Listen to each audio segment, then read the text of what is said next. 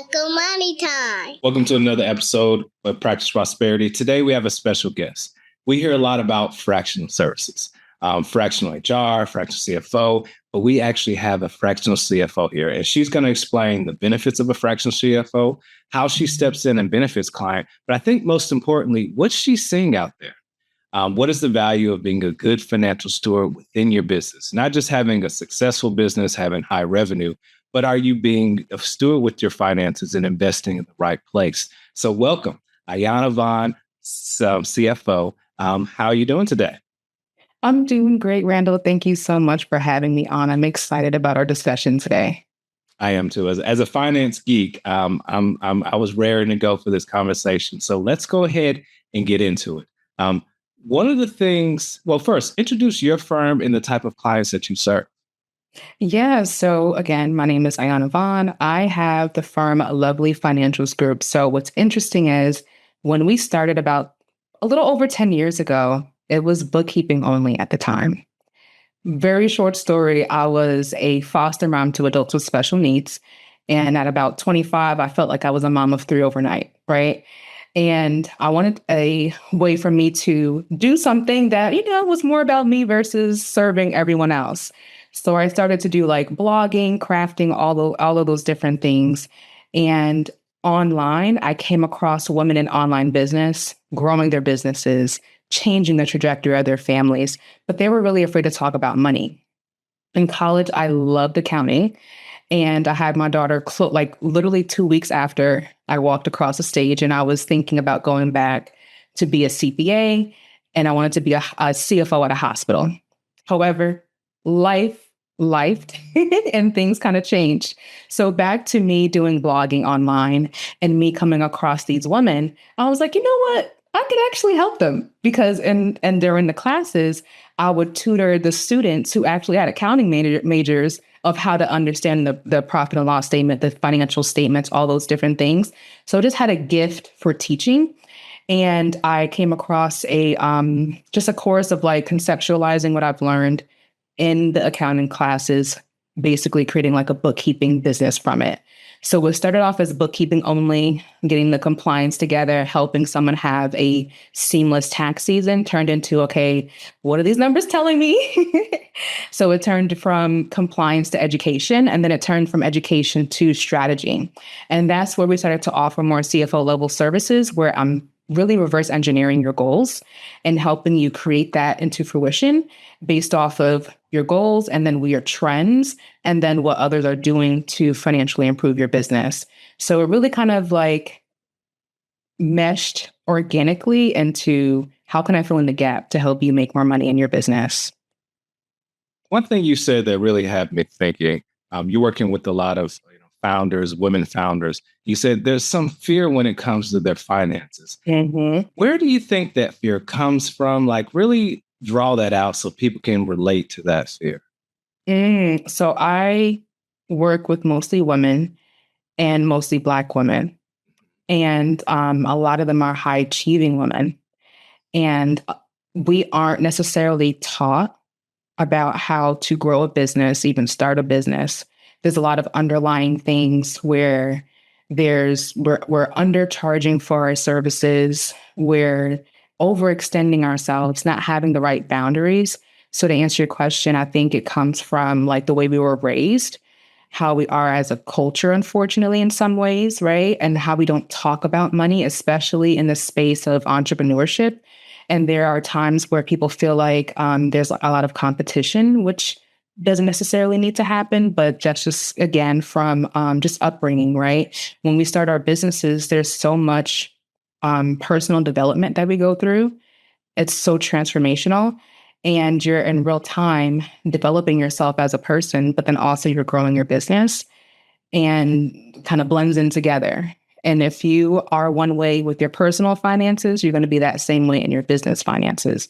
If there's some, I like to think of like the attachment style, where it's like if you have a secure attachment in one area, you're probably going to have it in a different area. But if you don't have a secure attachment, you're going to be a little bit anxious, a little bit avoidant in areas specific to money. And that's what I've seen. So a long way to say it might be based off of like our upbringing, culture, all those different things that we kind of go through and mull over as women, especially as Black women. I think that's good.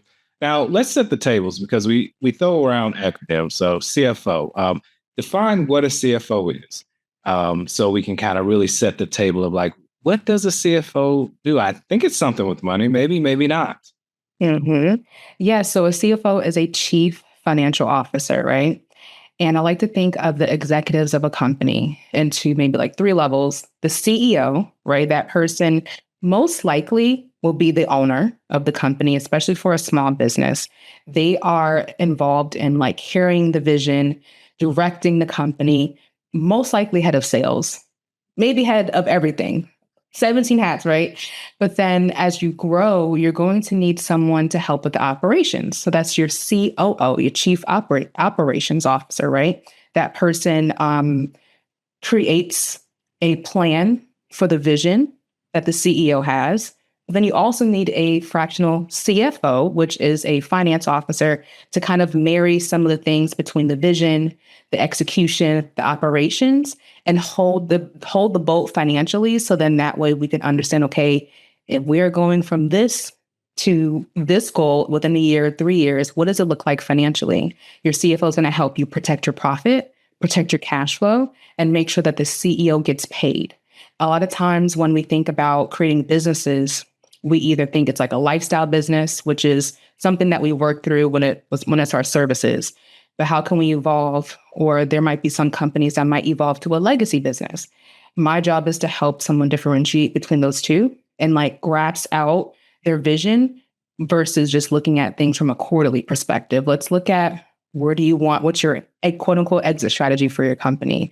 Like, what are your CEO pay goals? What do you want to keep in profit for the business? What does the tax liability look like based off of that profit goal?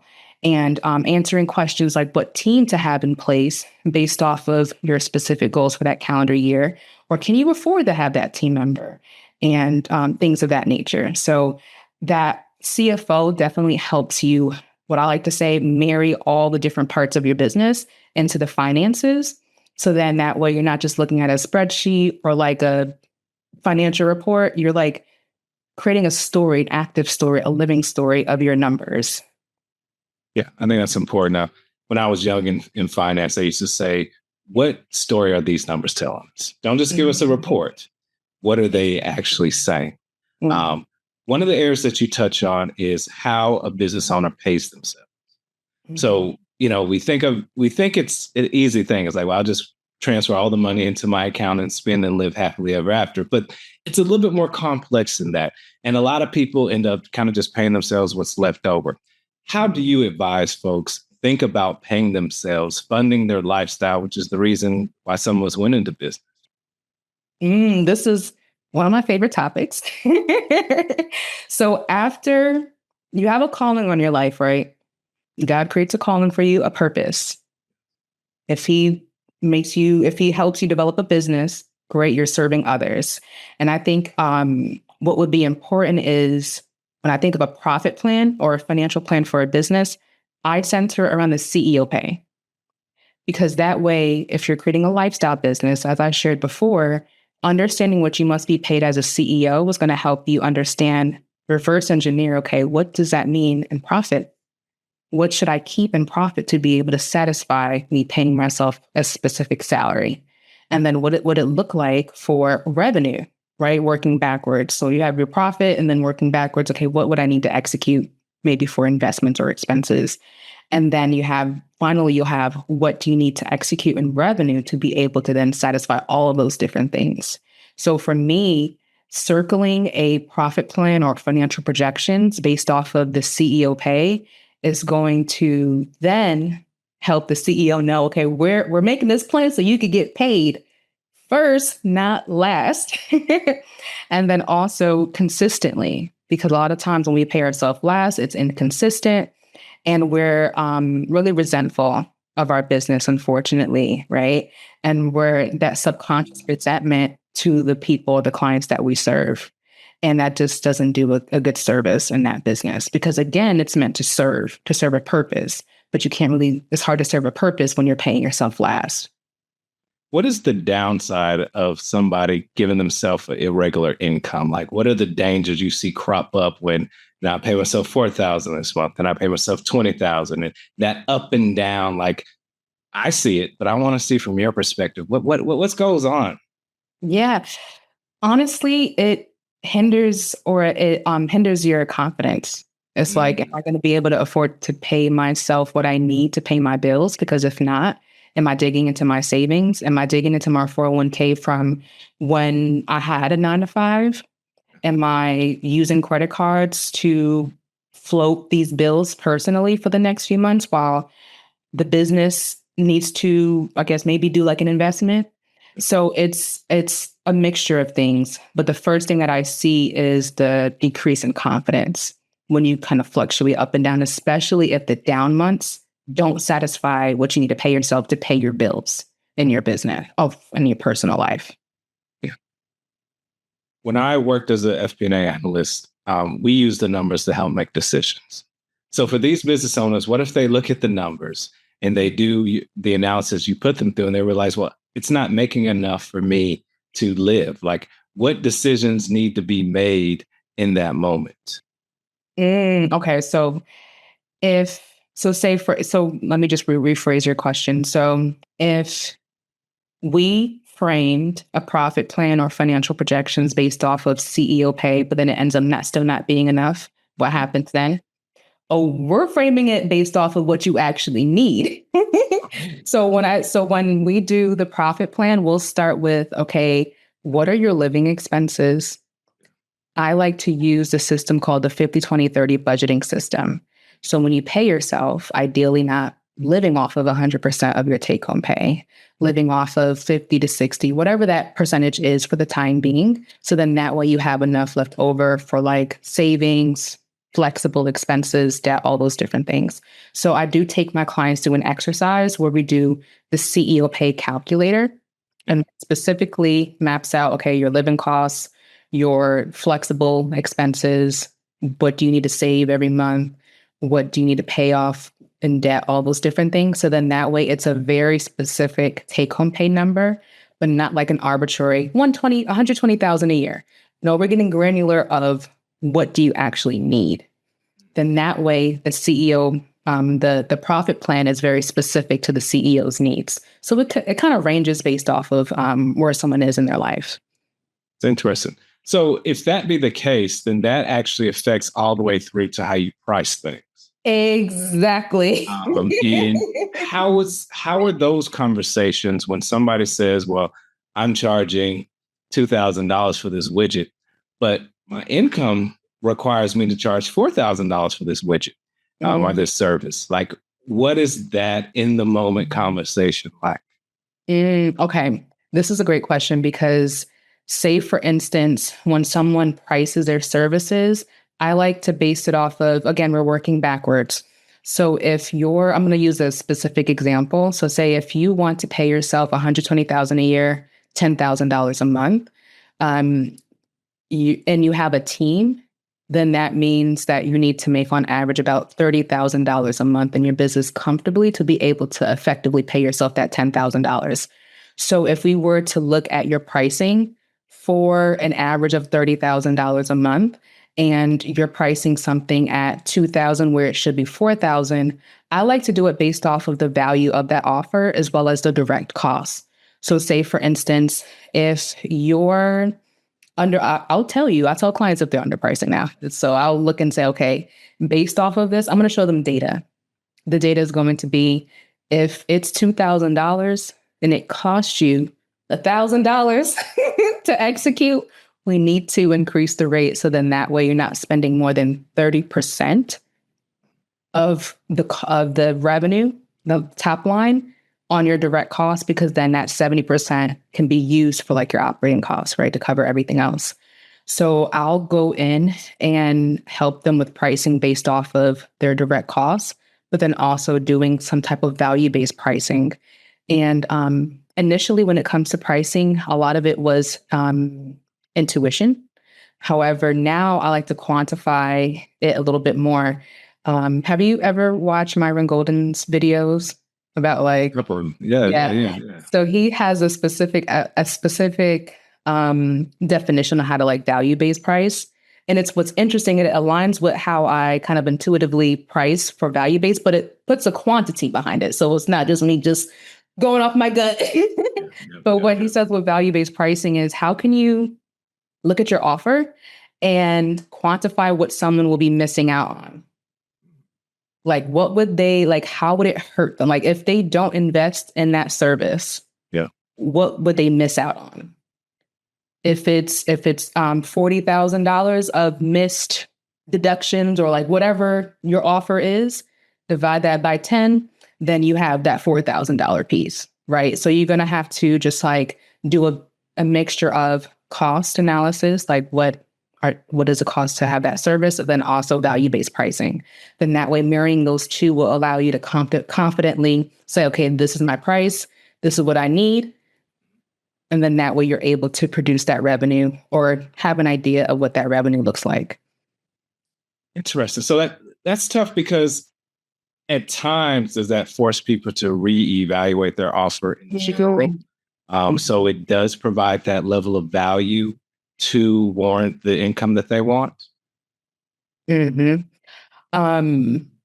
It does.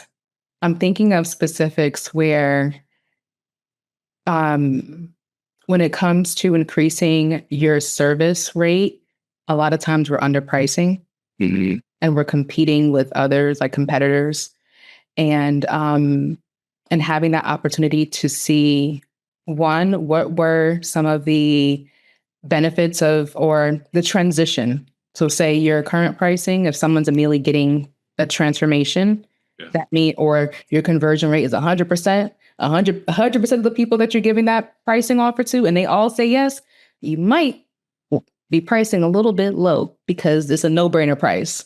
But if you increase it just incrementally, so I wouldn't recommend going from 2,000 to 4. It might be 2,000, maybe 3,000, and then seeing how your confidence level, turns up there.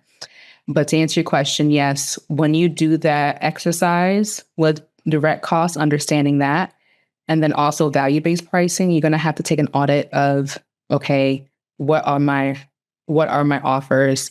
How do they benefit the clientele? And am I doing my service in excellence? And just answering those questions for yourself. This is going to be a hard question. So I had this happen to me. Somebody who wanted to be a physical therapist came to me. I don't think he was licensed, but he wanted to train people and work out.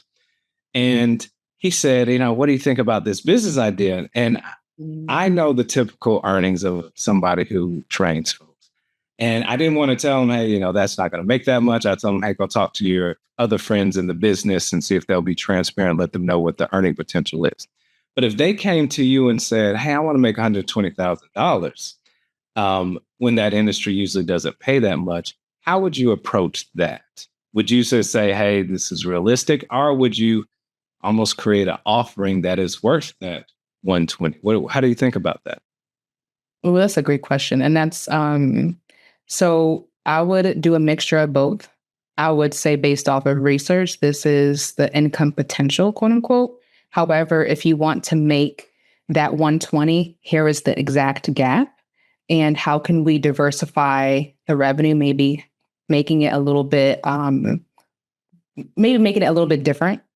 So then that way they can validate that offer and seeing how they could close that gap. So say, for instance, with that, maybe we can create some type of package to a corporation, and they could sell maybe a $10,000 bulk service for multiple individuals. Then that way they're effectively diversifying their revenue to kind of close that gap for their income. However, working with corporations, it might take a little bit longer for a pipeline. Maybe instead of it being 45 days where you can close the client, it might take 90 days or more. However, that's an opportunity to kind of close that gap, but also making some relationships with different corporations that would want maybe 10 to 20 of their employees to be a part of that service, right? So just ways that we can kind of like play around with how to make money in different ways, even with the same expertise, but just positioning it in different areas. Yeah. So let's say I'm running my business and I'm doing my thing. And I need a fractional CFO. You come in my life and you say, hey, I want to make the $120,000 number. Um, there is going to be a time bridge. Like you said, there's a delay between larger client sales. How do you manage that client in that longer time frame so that till they get to that point? Because there's a practical transition. hmm So what I would do is a projection. Mhm. So say what I like to do with clients when I first work with them, I do like a profit planning intensive. And the intensive starts with your CEO pay, very specific to your needs. And then the second part will go over the past 6 months of trends. So then that way we look at the past 6 months of your revenue, of your expenses, and then we see what the gap lies. So say if the gap lies an additional $10,000 a month that you need, what we'll do next is go off of creating some new income streams, if that's one of the things that we'll do. However, we will go through a visual of how long it would take to reach that goal. So, say if you promote it or launch it at a particular month, maybe like in August, and right now it's May, it's going to take some months to kind of like get that client. And I like to be hopeful, but then also realistic, right? I'm not going to promise, okay, next 30 days, you're going to make it. It's like, how can we gear yourself up to have it be mapped out for the entire year for your revenue? And then also we like to map out the entire year for your cash flow, cash on hand. So then that way we don't have any too much surprises when it comes to cash on hand fluctuations. So we'll map it out, say if it's maybe 4 months from now when you're going to actually receive that revenue. I'm going to tell you, okay, if you want to get one client, but then your conversion rate, because it's a new offer, is 10% because we're trying to figure it out. You need 10 people on your pipeline that you're going to build relationships with the idea that it will transition convert into an actual client. So it's a mixture of projections, reality, and then what you need to do marketing and sales wise to hit those specific goals. That's important. Yeah, and I think people miss that we count numbers, but you also need to count activity. And activity That part. is relationships. It could be a phone call, could be emails. It could just be going out your house and shaking hands and smiling at folks. I think people miss that count. Now, one concept that you've introduced to me is something called a money team. People in place. Let's say I have a growing business and I'm trying to staff my money operations appropriately. How would you construct a money team in a business? Great question. So it really depends on where you are in business. So what I like to think is before you hit that $300,000 in a given year, your team should look like a bookkeeper, someone doing your tax preparation, and then in the interim, someone who can help strategize your year, because at 300,000, that is a good amount, because then you'll be able to essentially pay yourself that six figures. So um the bookkeeper is going to keep the books throughout the year, make sure that you're compliant. The tax accountant is going to prepare your taxes. And then what would be helpful is having not necessarily like a CFO immediately, but at least a strategic session with your a CFO to help you plan out the year. But I think that you should have a financial planner on your. I think so, because if you're able to pay yourself six figures from your business, then you need to have someone on your team that is going to look at both your personal and then a bird's eye view of your business. So then that way, as you grow in your business and your personal income, you can have a plan set in place. That doesn't mean maybe it's like once or twice a year biannually you meet with that person and your financial planner. And then on the business side, maybe once or twice a year, you meet with someone to help you strategically create that plan. A lot of times we get mixed up with scope, and we think that we're supposed to see our tax person every quarter, but your scope is annual. I think maybe communicating what your needs are, Because if you're the type of person to receive your reports from your bookkeeper and you're not really understanding what's going on, and by the end of the tax year or tax season, you're surprised with a tax bill, that lets me know you need a little bit more of like some more scope of service in between that. Then when you're between about 300,000 to about 500,000, you need a more just you will probably outgrow your bookkeeping, like your simple bookkeeping services. You're gonna need a little bit more consistent financial strategy support. And that to me looks like helping you understand what the reports are looking like, helping you create that goal annually, and then maybe meeting with you every quarter where necessary, things of that nature. And especially for service-based business owners, when you're over that 500K mark, that's when you're like, okay, let me see about getting a fractional CFO on my team. And you would stay fractional until for quite some time. Maybe you will probably need a full CFO for your company at like the $10 million a year mark, just because that means you will have a lot more hands-on, or if you have multiple entities that you're working with. But from what I've seen, anywhere from 500,000, let's say, to 5 million, you need someone fractional, not necessarily like full-time CFO in your company. And that CFO was going to work with you every month. They're going to be in your business, meeting with you maybe once or twice a month, if not weekly, depending on the size of your company. So to summarize, your money team is going to be your bookkeeping person, someone who's going to do your taxes, someone who's going to help you with your personal wealth, so you're a financial planner.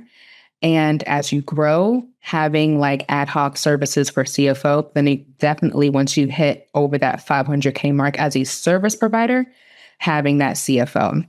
Now, if you are a consultant or a coaching business and you don't have a lot of moving pieces, I would recommend maybe at about $1 million, you'll have that CFO, but absolutely having someone strategically help you throughout the year, maybe quarterly or biannually, like I mentioned.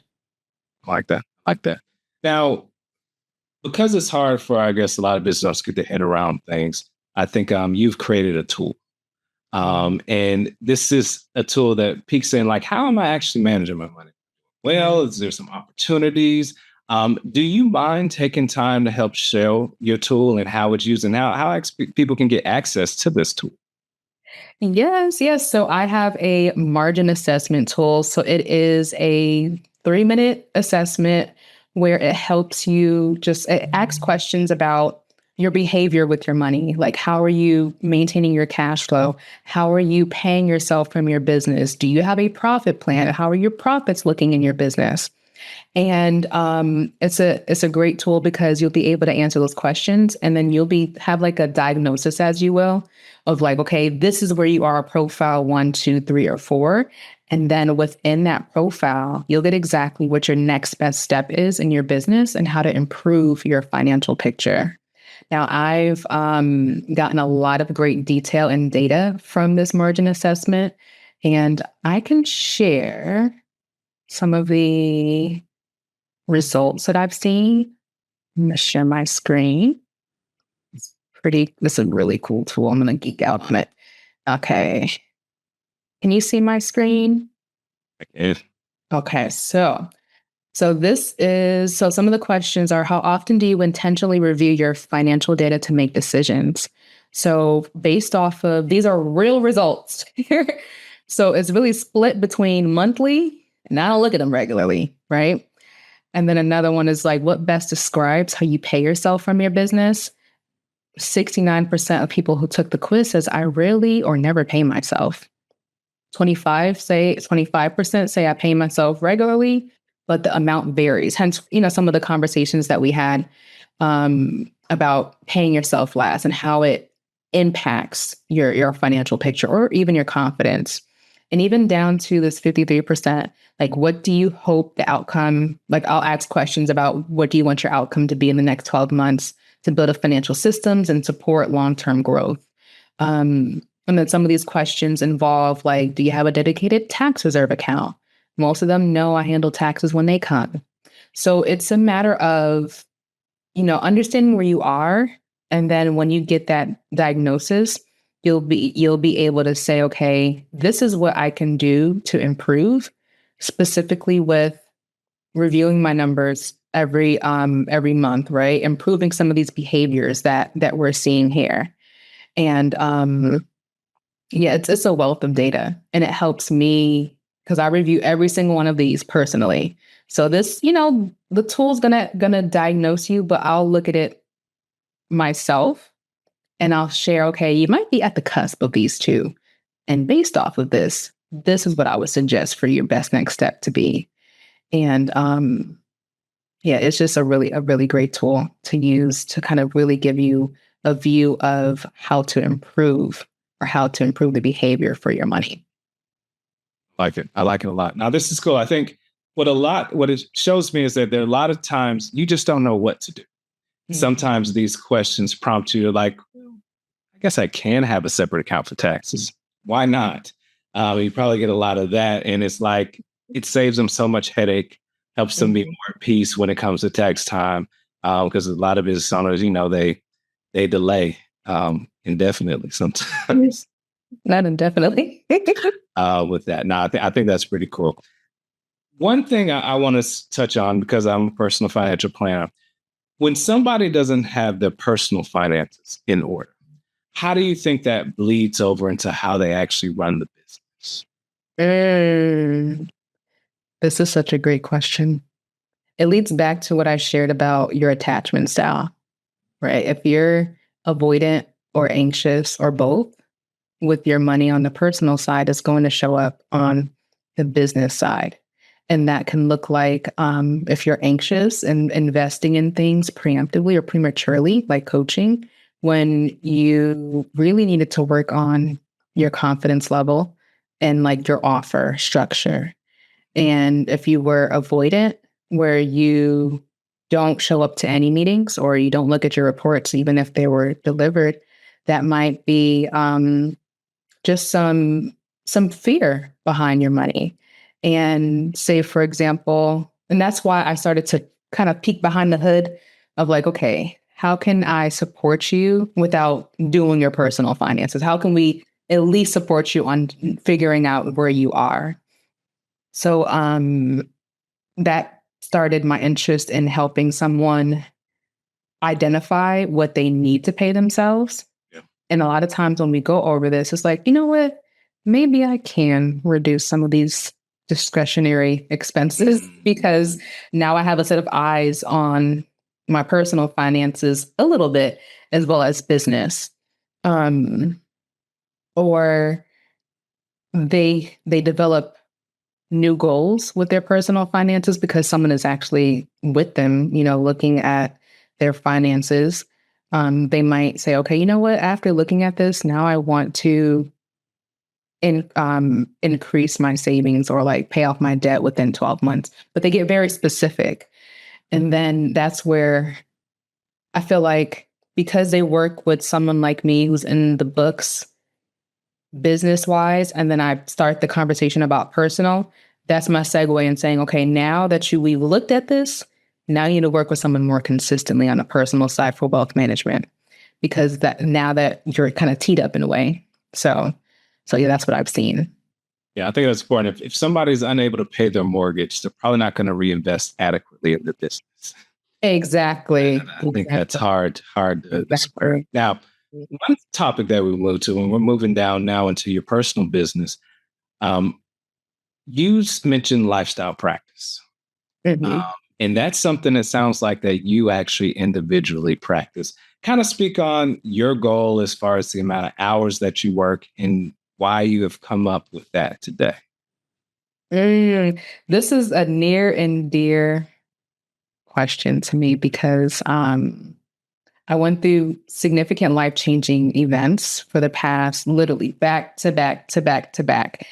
And the common thread was I just kept going and I was burned out.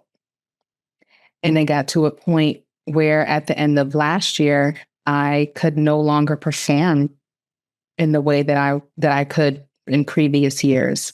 So it was a matter of I had to make a decision.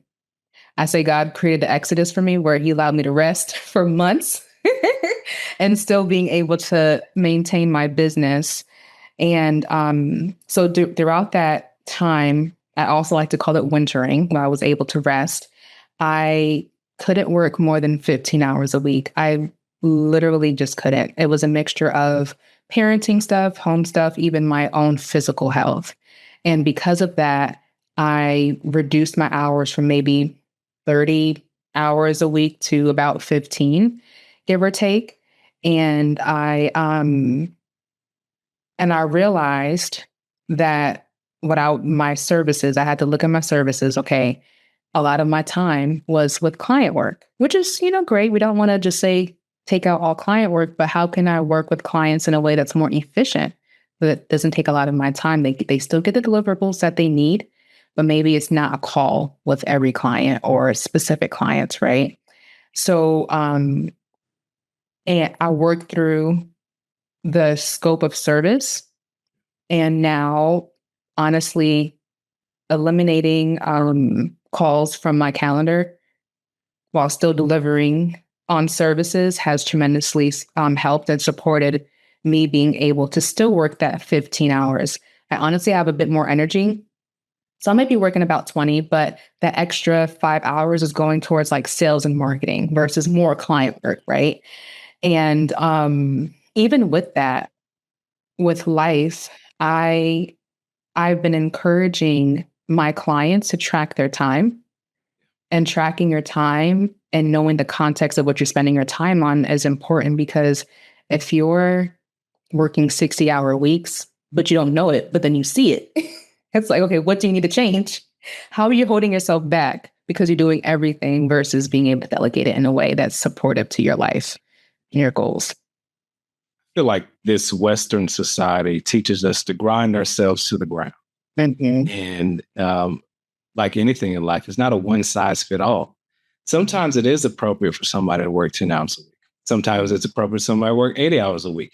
Everybody's different. And I think hopefully that talk, open people's up to saying, hey, I can do this differently. Mm-hmm. Business can go in many different shapes and sizes. But when it comes to, working less hours, sometimes that means delegate. Sometimes that means bringing on different people. And the key thing is, and it's tough for us business owners, you have to lose control. Control to the level that you would like. What is your journey on, giving up control, reshaping your business model because of this transition in your lives?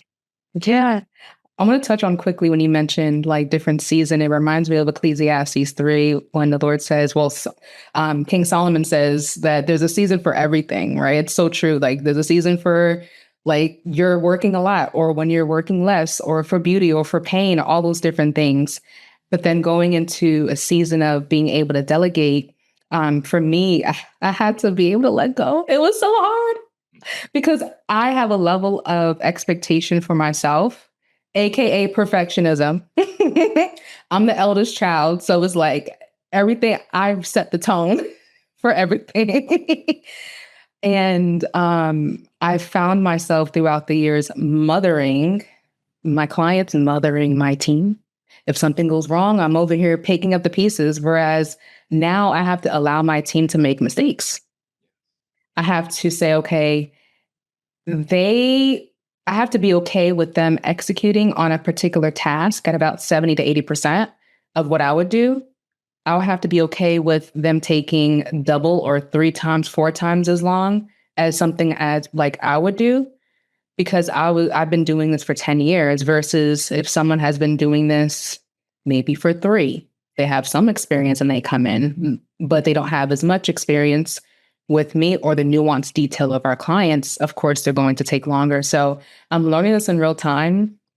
And this is teaching me to have a bit more grace for others, because I didn't have that grace for myself. If I got something wrong, I'm beating myself up. Whereas now I have better systems in place where if something it goes wrong, what system do we have to rectify? And I have something called like incident report. So it's very objective. An incident happened. What was missing in the process or the system? And what can we do next time to avoid some of these mistakes. And then also humanizing the business. Everyone is going to make mistakes. And as long as we capture it before a client sees it, or if they do see it, we're ahead of it and saying, hey, this is what happened. This is what we're doing to improve, or this is the solution. And that's another thing. I want to help my team. I want to support them on their solution versus them bringing problems to me. I'm still working on this, but that's my next thing. Okay, I always say, sometimes I'll forget, what is your solution? I want to support you on the solution, but they still kind of come at me with problems. So we're still working that out. And people don't realize, like we say this all the time, business, the currency is trust. And we think it's just trusting our clients, but it's sometimes trusting our employees. And we know in any other relationship, when you trust somebody, they can let you down. And the tough part is that's okay. It's okay for them to let down. I mean, the spirit in which they let you down, that's something to be concerned about. But, that trust is hard. Exactly. It really is. It really is, because it takes almost everything to build the trust, but it takes almost nothing. It just is depleted. Yeah. And what I've learned is, how can I trust the Lord? How can I trust myself to discern, okay, should I, versus putting all my trust into that person and being so disappointed? Of course, there's a level of objective trust that you need to have when working with people, but I trust myself so much more now. And that level of trust for myself allows me to make better decisions. Yeah, I 100% agree with that. It is. It is what it is. Now, one thing you mentioned, and I've started to do this a couple of years ago, is time tracking. So, time track. Well, define what time tracking is and why has it been so valuable to you? Yeah, so I know we think of time tracking, you clocking in or something, but no, this is data. This is pure data. So time tracking for me helps me objectively see what I'm spending my time on. So say in the past, I'm not seeing sales, but am I clocking in sales hours? Make it make sense. So I'm not seeing the traction on my posts that I share or social, whatever marketing, right? If I'm not clocking time to marketing, even if it's just me as a talent recording video or things like that, how can I expect to execute on the goals that I've set if I'm not putting any time towards sales or marketing and only time towards client work and operations and calling it productive? And while those things are necessary, especially when you start, that is going to be the bulk of your time.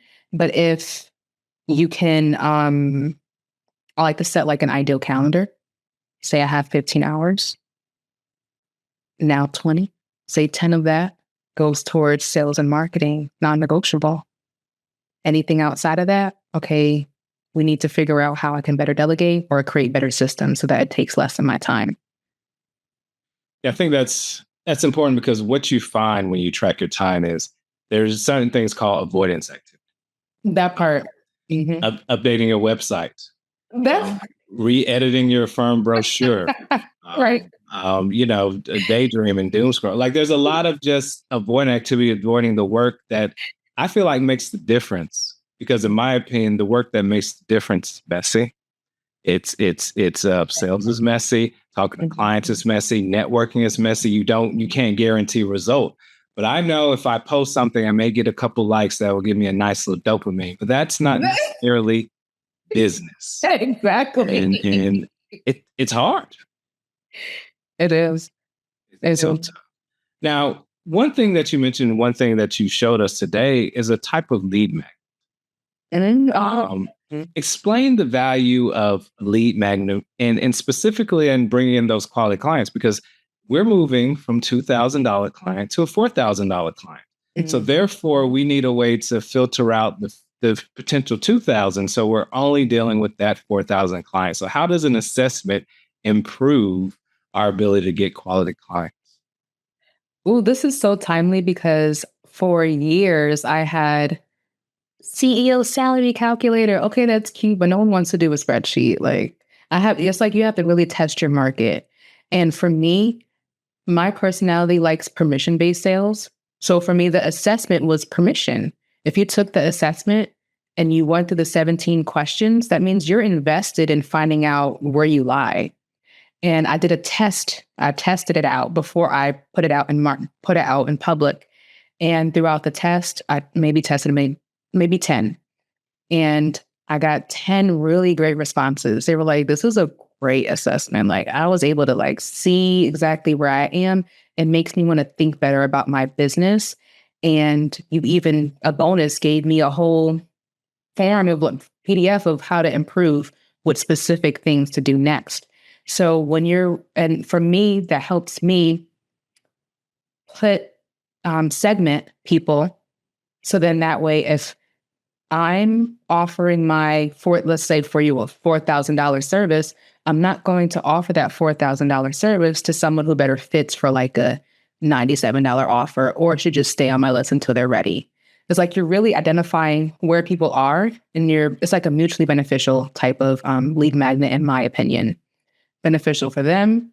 They're going to stay on my email list and read and invest ideally, and also beneficial to me. So then that way I know, okay, if I have 600 people on my email list and 80% of them is profile 1 and 2, I might need to make some conversations and networking to talk to profile 3 and 4 to get those $4,000 plus clients. So it helps, again, with permission-based sales, putting someone in a particular segment, and then helps that person know, okay, this isn't just like an ebook that I'm getting real quick, or a spreadsheet that I'm never gonna look at, but like an interactive lead magnet. And one thing you mentioned is the value of having a freemium offering. In your case, it's an email list. In my case, it's this YouTube channel where like, okay, you may not be ready, but here are some free resources that potentially could help you get to that level. And hopefully you're entertained and enjoy it, similar to the lead magnet that you just showed. I think that's a powerful thing. Really powerful. Now, so you have the lead magnet, but most service-based businesses grow via referrals. Mm-hmm. So what are some of the things you did early on? Because it's really early on where we really want those referrals. Like, please come, call me, please. Right. How do you set things up to get those juicy $4,000 referrals? Ooh, okay. So this is fun. So, provide excellent service. Do what you said you're going to do. Keep your promises, and have a great client experience. And then also ask for the feedback. So what I do when it comes to referral, it starts with the delivery of the service, and then it goes to the testimonial of like, hey, what is your feedback? How have I helped you? Or where are you now type of situation. And then also making it easy for someone to refer you. So because the quality of service was great, they provided feedback. If there was something that was constructive, how can you improve for next time? And then that third piece is, do you know anyone that would benefit from this type of service? Because if you have a particular ideal client base, they may know more people just like them who might be best suited to work with you. So what I've started to do was offer, you get a little money if you refer people to me. So that incentive there. So it's like a no-brainer. I would have sent someone anyway, but that added bonus is you can get a little something if they are a good fit and we ended up working together. So opening your mouth, having a whole process of, hey, this is how you talk about my offer, giving them maybe like some slide copy or some verbiage that they can use. Or these are the links, or here's your special link for someone. That way I know that they came from you. And the thank you might not have to be compensation. It might be like, hey, here's like a little gift or a card or like some flowers or whatever that looks like for you. It really depends on your business. But if you're starting off, I would do the process, get feedback, and just open your mouth and ask for the referring and have a system around it. I think that's beautiful. I think what you allude to, like birds of a feather flock together. And one mistake is not acknowledging and celebrating somebody who refers you.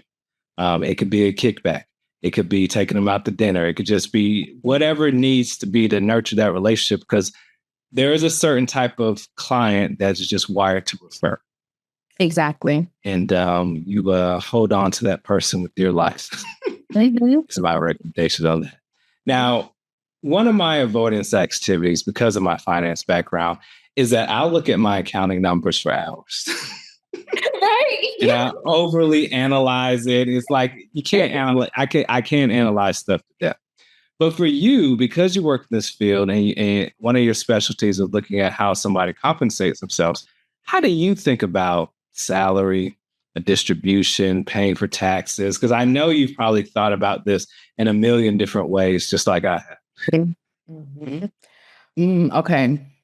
So how I think about owner's pay as a whole. So really depending on how your tax structure is set up, right? Sole proprietorship is just going to be a distribution you transfer from your business to your personal. That's an owner's draw. That's an owner distribution.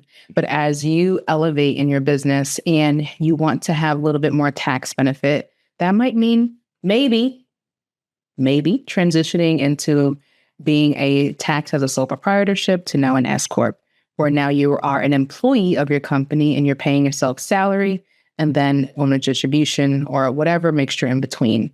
How I personally think of owner's pay for my business, since I know I could always tinker what my tax liability looks like based off of my family size, my profit, all those different things. So I have a lot more flexibility and I take a lot more risk because I know how to create the system around it. But how I think of it for clients is based off of that CEO pay. What if they are an S corp and they need to be an employee? What percentage of that needs to be salary for reasonable compensation purposes? It's like the blah blah, the boring stuff, all the boring stuff. I like to kind of separate that out, have like a compensation plan specific to those things. And after the salary, it's like, okay, what is left that you need? And that could be your owner's distribution. And when it comes to taxes, I do things a little bit differently. I know we talk about quarterly taxes. That's great. However, I give clients their tax estimate based off of real profit, real family size. And I would suggest, hey, put this in a tax savings account. And then depending on the time of year, so say, for instance, if someone's revenue just fluctuates up and down, I want to avoid them overpaying so much that they're waiting on a refund that might not be coming until the IRS decides to bring it back. And then they're kind of stacking their tax savings account. And then depending on the particular client, will pay that estimate. And then that way they're not overpaying by too much. And ideally, when it comes to you being on salary, you're paying most of that via your salary anyway. You're paying most of your taxes through the income taxes taken out of your salary. So I go about it a little bit differently.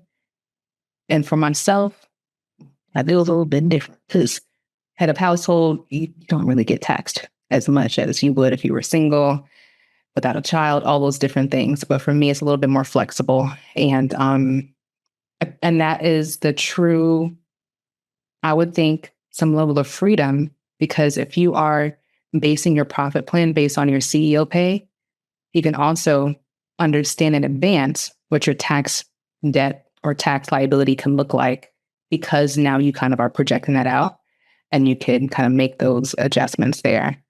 And I like to plan for taxes before tax season comes up.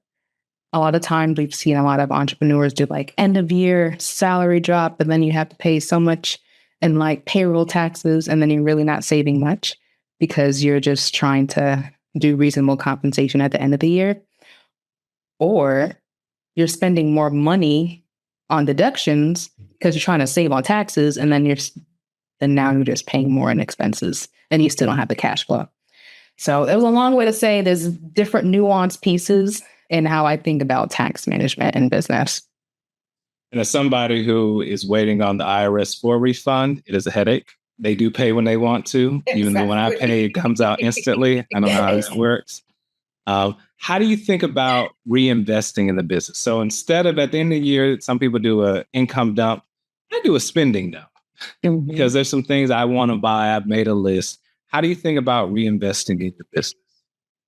Okay, this goes to the profit plan again. So when we have your ideal CEO pay, your ideal profit margin based on that, and then we have your revenue goal, but then say you surpassed that goal in revenue, at a baseline, I typically see maybe 5% or 10% going towards like marketing and allocating those funds towards marketing investments. And say you have an excess. I like to think through if you were to have like an extra bank account, maybe for profit, maybe putting extra money, then those funds could be used for something that you're reinvesting in. It really depends on the time, like the type of business that you have and where you are in your business. So reinvestment can look like you're looking to elevate and accelerate where you are right now, and you might want to join a coaching program. Historically, I've seen an average of people spend 10 to 15% of their revenue on coaching, right? But what does that mean? Are you reinvesting from a place of elevation, or are you reinvesting from a place of chaos or desperation? And you're like, this is the only way that I could succeed. And how I look at it is, we need to plan for it versus going off of impulse. Very specifically, I have a client where she does great with profit. And now that we have a specific plan on what she should have in her operating account at all times, if it's under that, she knows, okay, I can't swipe this card for a particular coaching package unless it exceeds it by a certain amount. Then I know I have extra funds to reinvest in the business. And also, is it on the profit plan? So it's nuanced, but for me, I like to have it planned out, but then also allocated in cash on hand. So I like to have a certain amount for clients. I don't want you to go under X amount in cash on hand. If it's under, then that means we need to see what we need to improve in revenue or move to efficiencies and expenses. If it's over, okay, we can put a little bit of the excess over to an account to reinvest. Then we're going to track the return on investment. I'll ask every time, okay, what have you executed on what you invested in? Have you got what you invested in, like the deliverables and things of that nature? I hope that helps a little bit, because I'm thinking of like multiple different ways that somebody can invest in their business. How do you reinvest? Like, what have you seen work when you have taken excess profit and put it back into your business? What was that expenditure, and how did you see the results? You know what I mean? Honestly, because I've had several life-changing situations happen, I was investing out of desperation. And when I invested in real time, I didn't see the fruition of or the return on that until I embodied a new person, because I had to become someone different to be able to execute on some of these coaching strategies or tactics, right? So it really depends. But say,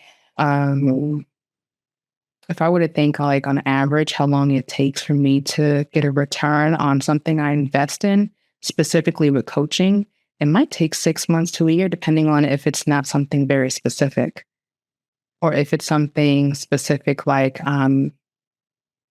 email marketing. I could see something shift in less than 6 months, maybe 3 months, because they're giving me some very specific strategies to improve my email marketing. And that's a cautionary tale for other service providers, especially practice owners. Like, you have to really understand your capacity.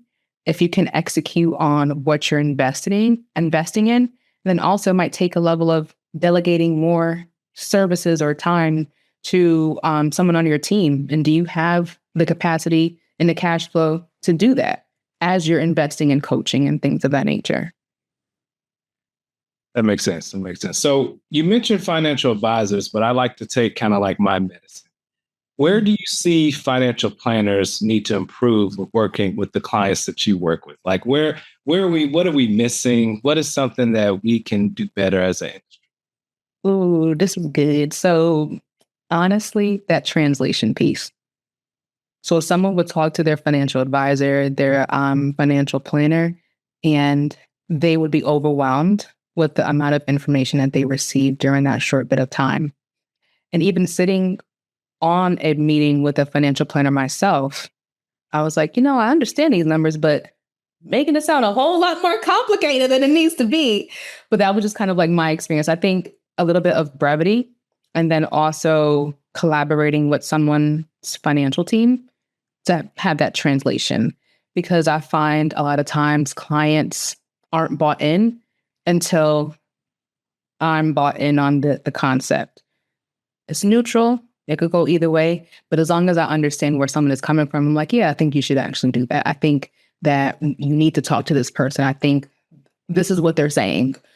I just think that needs to be more just translation, some conciseness, and working with someone's money team, especially if they have a business, specifically if they have a business. Like, okay, what do you see? What are some of these goals? Yes, I do think it's extremely nuanced.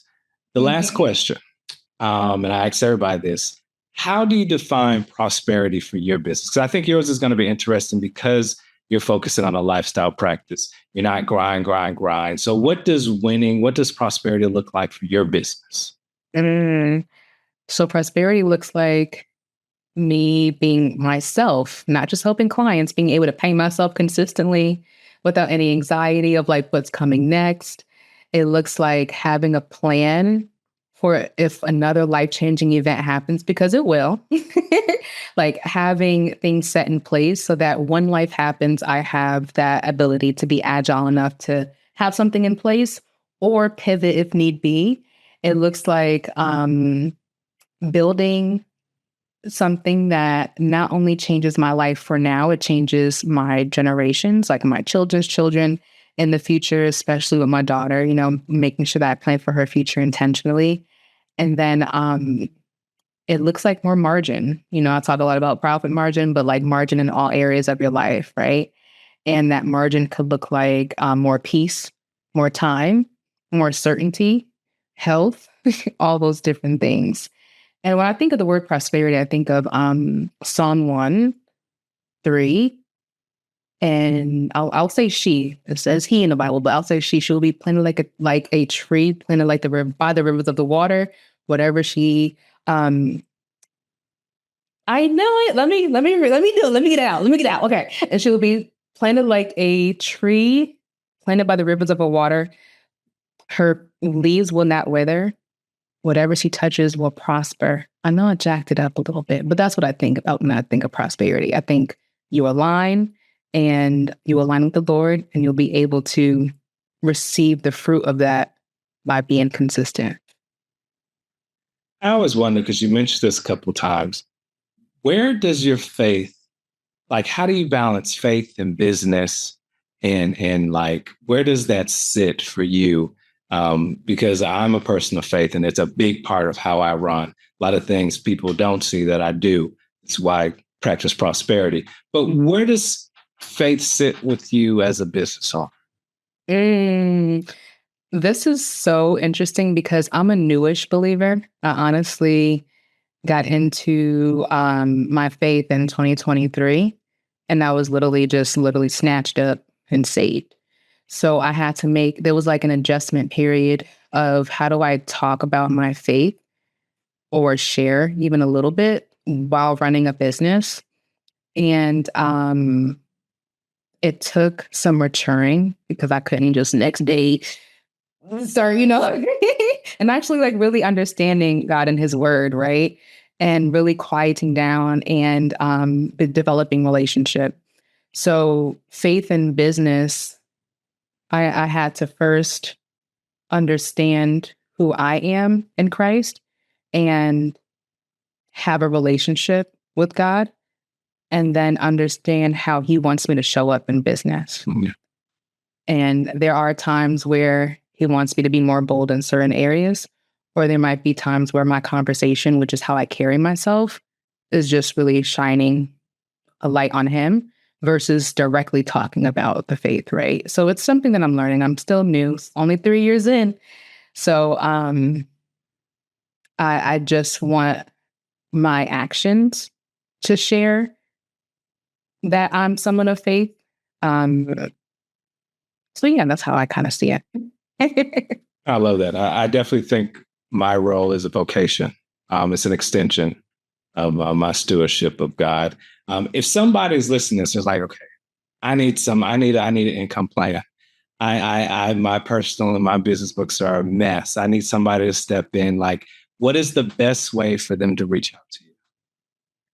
Okay, so I would love for you to take the margin assessment quiz because, again, it'll be mutually beneficial.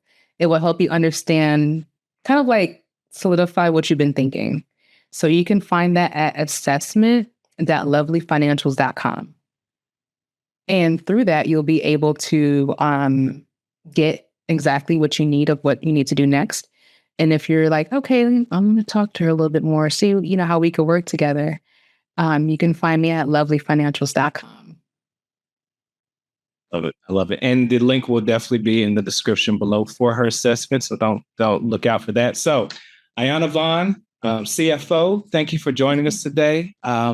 Information you shared was relevant. It was practical. You shared your tool. I think that was extremely valuable for everybody listening. So thank you for joining me today. Thank you for having me, Randall. Take care.